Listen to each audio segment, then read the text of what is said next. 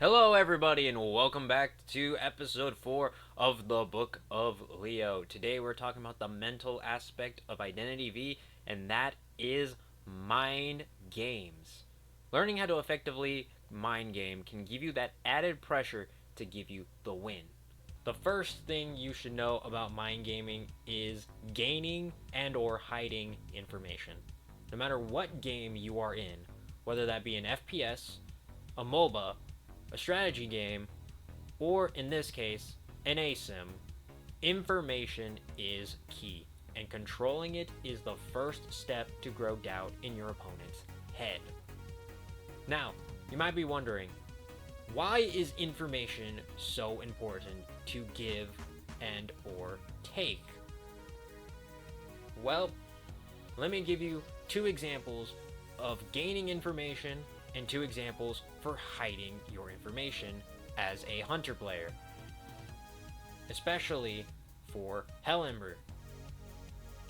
First key point of gaining your information is knowing the personas or location of the survivors.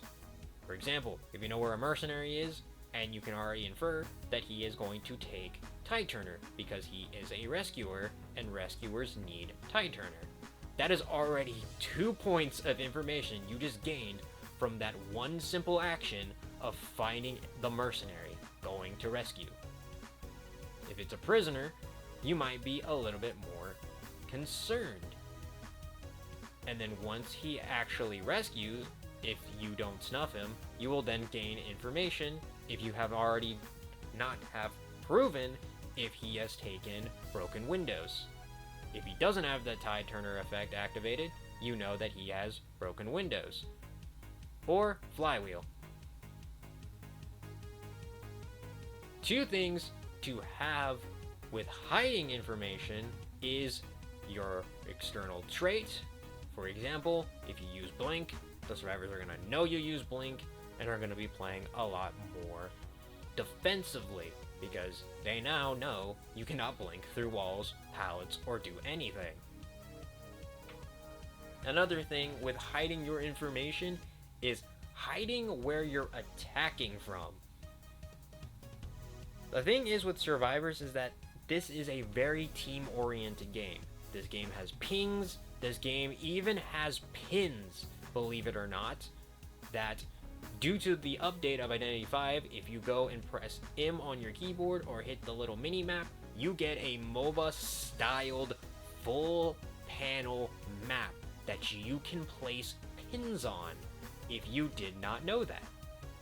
These pins can be very crucial for survivor mains. If you get revealed, all it takes is a simple little pluck of the pin and they can immediately get an arrow showing where you last were seen. Now, Hellember's kit can help you quickly hide information a lot more because of the way his kit was made. Due to the fact that he has, as I said in a previous video, the ability to make multiple terror radius, your puppets and your phantom, if you forget to dispel it by the way, can help mask where you're actually going, because the game doesn't tell you which terror radius you are in. It just tells you you're in a terror radius. This can lead to a lot of false alarms when the survivors are saying that there is a hunter nearby, only for it to be a poor defenseless puppet who they could have tampered with if they weren't too busy hiding behind a wall. Another thing for mind gaming is the survivors. And no, I do not in fact mean getting into a survivor's head. I genuinely mean using survivors as a weapon. If I had a nickel for every time a survivor happened to get into another survivor's way and give me a tie, I would have 10 nickels. It's not a lot, but it's strange and very concerning. It's double digits. Oh, hey, look, a nickel! What was I saying? Oh, yeah. This might be a tiny bit stupid, But if you have heard Survivor Main's trash talk about the random effect, as they say, you can actually weaponize it.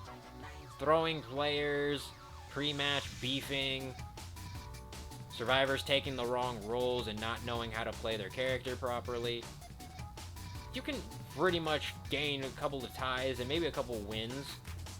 While it's not very common, if you do in fact capitalize on it, it can be very funny and very game changing.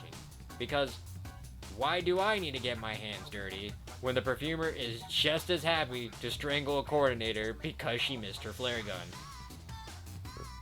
The amount of times I have genuinely seen this game go from a 1v4 to a 2v3 because one survivor just didn't want to do the work and kind of just sat there and did nothing.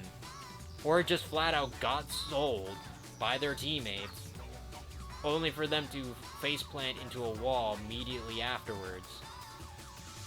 Is very funny.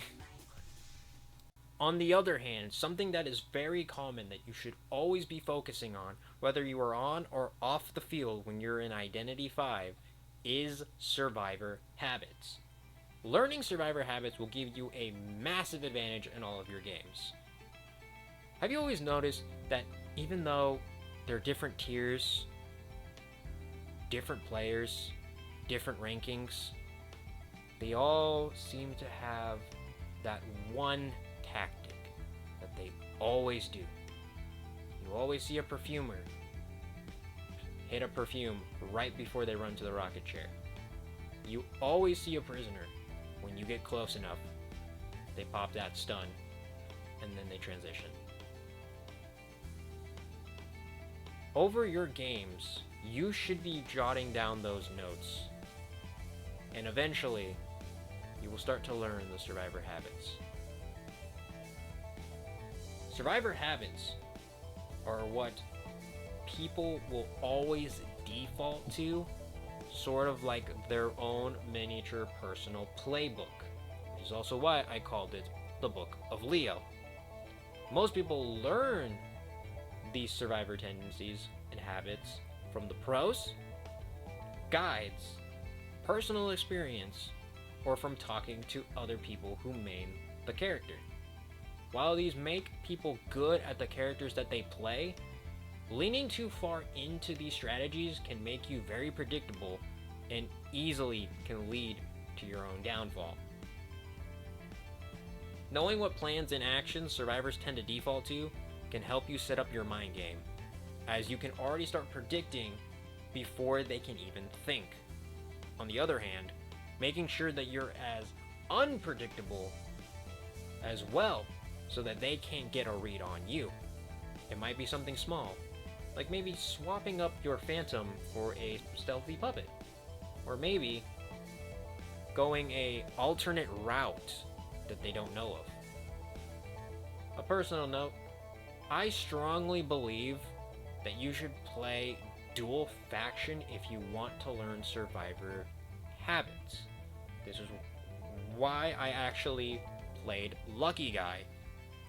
Survivor tendencies and survivor habits are so good that it has made me become a great Lucky Guy solely because I learned the habits of every single person whose item you can wish for. And that is a fact. It might seem out of left field to suddenly drop that I am a dual faction and I play Survivor, but I'm here to tell you, learn Survivor habits while you're playing a bit of Survivor yourself. Playing Survivor can help you learn the basics of Survivor habits, and then watching your opponents, regardless of if you win or lose, to help you get the strategies to help turn the tide. And finally, one thing that I have heard from a lot of Hunter players, especially new people playing Hunter, is they are lacking confidence. I'm hearing a lot of people who have wanted to try Hunter flat out tell me that they're very scared to play Hunter. And one thing I gotta tell anyone who's thinking that, don't. Be confident in yourself Be confident in your actions. You do not have time to hesitate when you're playing Hunter. The survivors will see that and they will take advantage of that. Even if you have to just tell yourself you are confident, you are good, you can do this. If you look the part, survivors will play around it because you are the game. If you are playing passively, they're gonna play aggressively. And if you're playing aggressively, they have to play defensively. And if you're playing defensively, they're forced to play passively. Almost like a really weird rock, paper, scissors. Because that is what Mind Games is. Mind Games is a giant, long, multi-round game of rock, paper, scissors. And if you keep being unsure of yourself, and you keep playing passively thinking that something bad is going to happen, and you keep throwing that out over and over and over again, the survivors are going to catch on to that, and they're going to outsmart you over and over and over again.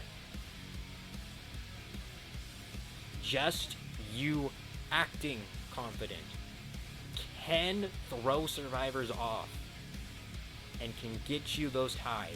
It can get you those wins that you probably would not have gotten if you played passively. So make sure that when you hit that ready button for Hunter and you start queuing up, you tell yourself, I will fight and I will win. Because Identity 5's system is a lot more basic than games like Dead by Daylight. All you need is 2 survivors. Once you down and eliminate your second survivor, you have 1. Because most people take ties as okay. You are just starting out. Ties are good. All you need is 2 people. And with those final words, that is the end of episode 4 of the Book of Leo. Thank you so much for watching. I hope you like, comment, and subscribe. And I hope you enter that manor, and it's time to show them what it takes to be a real hunter.